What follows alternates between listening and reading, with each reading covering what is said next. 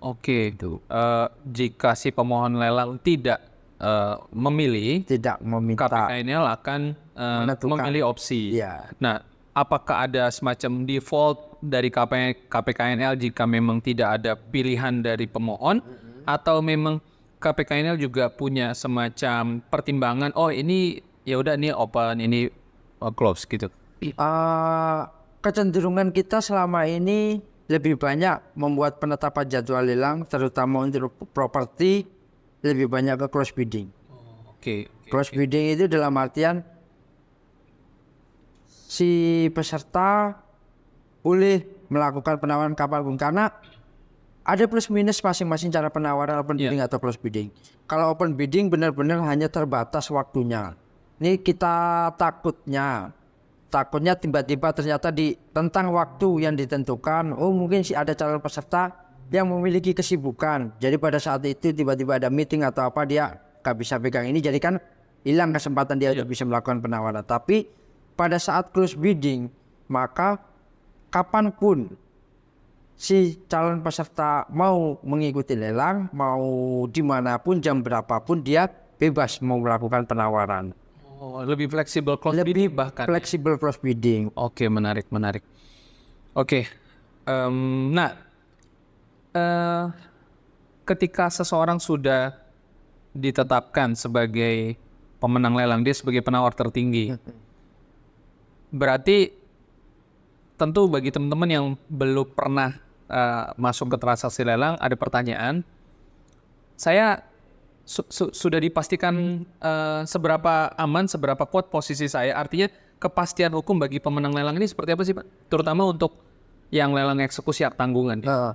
Nah, prinsipnya kalau kepastian hukum, setiap warga negara di Indonesia memiliki hak hukum masing-masing. Ya.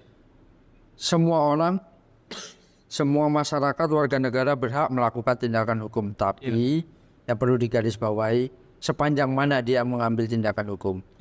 Tapi kalau ditanya lelang kepastian hukumnya, kalau saya dari sisi pejabat lelang, justru inilah satu-satunya transaksi yang memiliki asas kepastian hukum, karena di situ ada peran serta negara yang hadir. Karena kita itu melaksanakan lelang sebagai satu-satunya institusi negara, lembaga negara yang dikasih amanat undang-undang untuk melaksanakan lelang sebagai law enforcement, penegakan hukum dari tindakan hukum-hukum sebelumnya.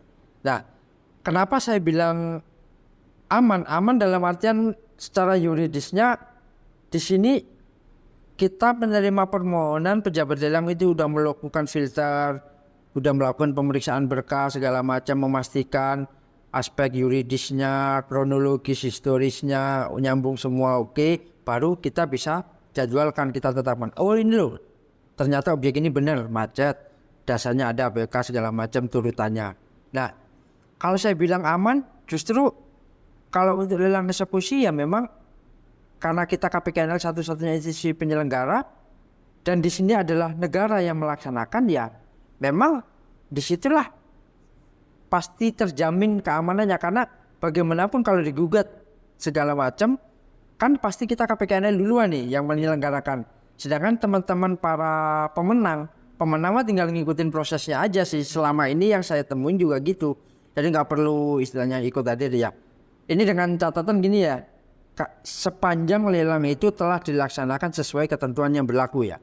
Kadang kita tidak memungkiri mungkin di situ ada miss prosedur yang memang sudah tahu dan memang dilangkahi yang tidak di-prepare. Nah itu beda lagi ya, karena itu kan ada penyalahgunaan wewenang juga kan di situ. Tapi sepanjang lelang telah dilaksanakan sesuai ketentuan yang berlaku, maka lelang itu tidak bisa dibatalkan. Oke. Gitu. Nah ini Pak, biasanya kalau kita